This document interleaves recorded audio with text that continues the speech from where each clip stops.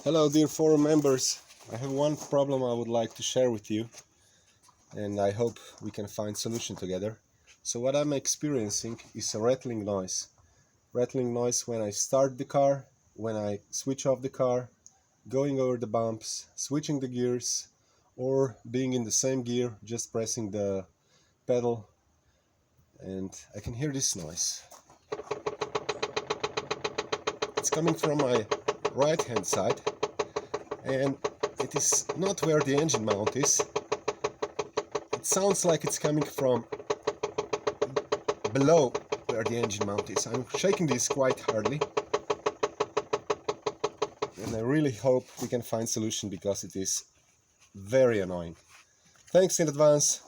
Love you. Bye bye. Take care. Good weekend.